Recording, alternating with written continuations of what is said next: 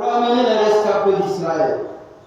Je fais de toi la lumière des nations, pour que mon salut parvienne jusqu'aux extrémités de la terre.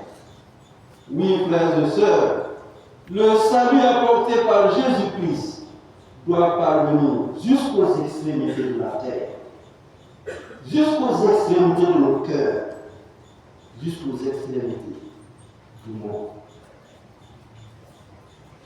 Et grâce à l'engagement de nos aînés dans la foi, beaucoup de frontières ont déjà été franchies. Beaucoup de familles ont déjà été conquises. Beaucoup de personnes ont déjà été touchées. Mais il reste encore des cibles non atteintes. La moisson est abondante, mais les oubliés sont peu nombreux. Oui, chers frères et sœurs, la cour des serviteurs de Dieu ne croît pas proportionnellement avec la cour des âmes à sauver. Vous le savez. Le nombre de personnes engagées pour la promotion du salut apporté par Jésus-Christ n'évolue pas proportionnellement avec le nombre de naissances par an.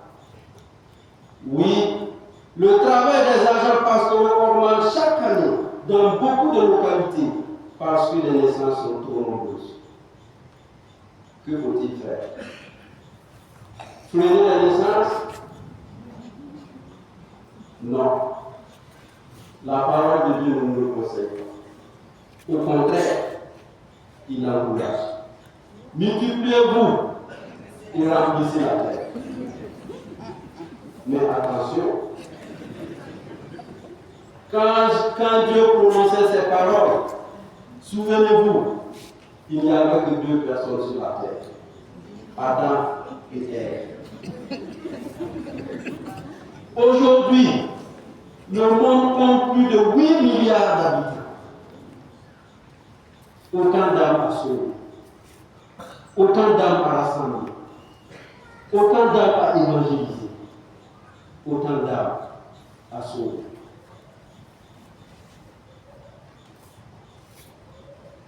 Bien-aimés du Seigneur, comme le prophète Isaïe dans la première lecture, prenons davantage conscience des besoins de Dieu en termes de personnel à déployer pour le salut des âmes. C'est important.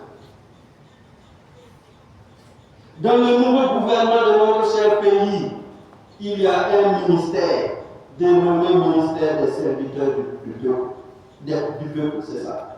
Ministère des serviteurs du peuple. C'est original, c'est beau, c'est exact. Vivement qu'au prochain remaniement, on ait un ministère des serviteurs de Dieu. Peut-être que celui qui sera nommé s'appellera un certain Père.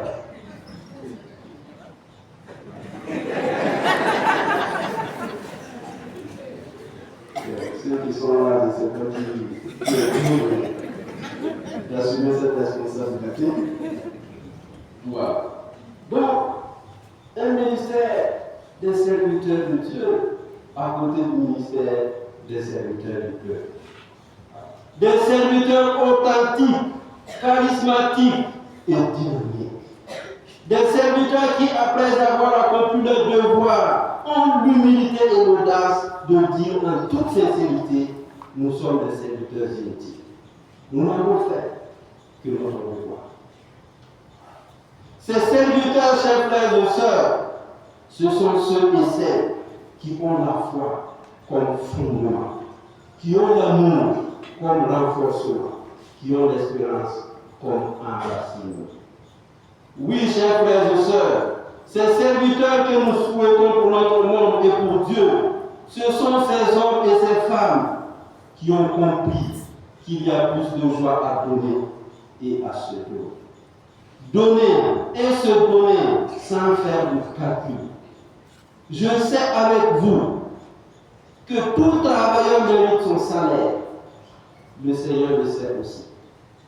Rappelons-nous de l'évangile des ouvriers de la 11e heure. On nous dit que quand le soir fut venu, le maître de la ville dit à son intendant, à son économe, appelle les ouvriers et paie les salaires. Appelle les ouvriers et paie le salaire. C'est Matthieu, voilà, Matthieu 20. Voilà, Matthieu 20, du verset 8. Chers frères et sœurs, n'ayons pas peur, le salaire sera payé, la récompense sera donnée, les promesses seront tenues, les prophéties s'accompliront. L'argent, vous donnez. Les autres là, quand je disais là, vous ne dites pas Amen. Maintenant que je suis très explicite, en disant que vous allez avoir l'argent, les polices là ont dit Amen.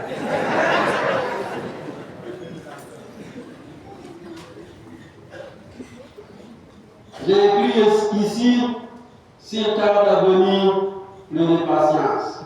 Et surtout, ne forcez pas. Ne forcez pas, parce que Dieu seul sait pourquoi ça prend du temps. Et quand je parle de forcer, je pense à ceux et celles qui, à un certain moment, prennent la décision de passer par tous les moyens pour atteindre l'arrivée de l'argent dans leur maison. Comme les moins occultes. C'est vrai, l'argent n'a pas de valeur. Mais que sert à l'homme de gagner de nouvelles s'il vient la perdre son âme? C'est Jésus qui l'a dit en Matthieu 16, le verset 26. C'est ça aussi la question. À chacun de répondre en ayant à l'esprit qu'on ne peut pas servir de maître. C'est encore Jésus qui l'a dit. Matthieu 6, le verset 24. Chers frères et sœurs, je sais que parmi nous, il y a beaucoup de gens qui ont le désir, un désir ardent de servir le Seigneur. Mais qui hésitent encore. Un désir de servir le Seigneur comme Saint Paul, comme Isaïe, comme Jean-Baptiste, mais qui hésitent encore, ou qui font des calculs. Permettez-moi de vous dire, n'hésitez plus et ne calculez plus. Le maître de la vie nous attend pour nous trouver de quoi faire afin que son salut parvienne jusqu'aux extrémités de la terre. Il n'y a pas de chrétien de seconde zone laissé sur le banc de touche. En effet, comme l'a dit Isaïe dans la première lecture, nous avons tous de la valeur aux yeux de Dieu. De la valeur qui ne dépend pas de la couleur de notre peau ou de l'état de notre poche, vide ou remplie, ou de la beauté de nos yeux ou de notre appartenance ethnique. Oui, la valeur que Dieu a pour chacun et chacune de nous est sans pareil parce qu'elle est spirituelle et éternelle. Et au nom de cette valeur rassurante qui nous accompagne au quotidien, chacun de nous a l'obligation joyeuse de se déclarer serviteur. Au nom du prix que nous avons aux yeux de Dieu, au nom de la valeur que nous avons aux yeux du Seigneur, qui nous rassure chaque matin, nous avons le devoir de nous déclarer serviteurs. Serviteurs de Dieu, serviteurs de son peuple, serviteurs de sa parole. Alors, chers frères et sœurs, réécoutons le témoignage des gens dans l'Évangile, ce serviteur de Dieu, et tirons les conséquences. J'ai vu l'Esprit descendre du ciel comme une colombe et il demeura sur lui. Et moi, je ne le connaissais pas. Mais celui qui m'a envoyé baptiser dans l'eau m'a dit, celui sur qui tu verras l'Esprit descendre et demeurer, celui-là baptise dans l'Esprit Saint. Et j'ai dit, moi j'ai vu et j'ai rendu témoignage. C'est lui le Fils de Dieu. Une petite parenthèse.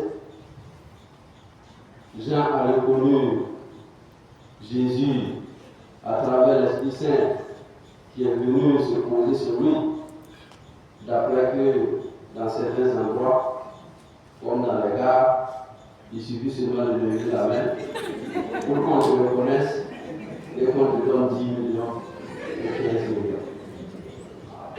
Les signes sont importants. Apprenez à lever la main. Frères et sœurs en Christ, Jean a rendu son témoignage il y a environ 2000 ans. Aujourd'hui, c'est à nous de le faire. Nous qui avons été baptisés du baptême de Jésus-Christ, le baptême dans l'Esprit Saint. Oui, ce que Jean a dit hier, c'est à nous de le proclamer aujourd'hui. En tout lieu et en toute occasion, dans nos familles, dans nos lieux de service, dans nos assemblées associatives, politiques ou administratives. J'ai vu et je rends témoignage. C'est lui le Fils de Dieu. Voilà, chers frères et sœurs, le témoignage qui vaut la peine d'être proclamé. Peut-être que nous n'avons pas vu de nos yeux comme Jean-Baptiste. Je dis peut-être parce qu'il y a des gens qui disent, qui témoignent qu'ils ont déjà vu Jésus, ou Marie, ou même le paradis. Nous ne rejetons pas ce témoignage, cette vision, mais ce qui est sûr et rassurant, c'est ce que Jésus nous a dit en Jean 20, le verset 19. Qui va nous rappeler ce verset? Jean 20, le verset 19. Qu'est-ce qui est dit là-bas? Papa, il proteste ici. Il nous dit le verset. Oui, en lien avec la vision. Jean 20, le verset 19. Comment? Ça vous dit bien? Oui, c'est ça. Heureux ceux qui croient sans avoir vu. C'est ça qui est sûr et rassurant. Le reste là, bon, on peut prendre, mais on peut laisser. Heureux ceux qui croient sans avoir vu. Chers frères et sœurs, je termine, qu'il plaise au Seigneur de susciter au sein de son peuple des serviteurs selon son cœur et selon son esprit. Des serviteurs comme Saint Camille pour les malades. Des serviteurs comme Saint François d'Assise pour les pauvres. Des serviteurs comme Saint Paul pour les adeptes du 15 mai, des païens. Des serviteurs comme Saint Louis et son épouse Zélie, Martin. Pour qui? Pour les familles. Des serviteurs comme Saint Jean Bosco pour la jeunesse. Des serviteurs comme Saint Sébastien pour les militaires. Des serviteurs comme Saint Coumanoan pour les politiciens. Allez dans le monde entier et enseignez la bonne nouvelle. Baptisez-les au nom du Père et du Fils et du Saint-Esprit. Qu'il en soit ainsi, maintenant et pour les siècles des siècles. Amen.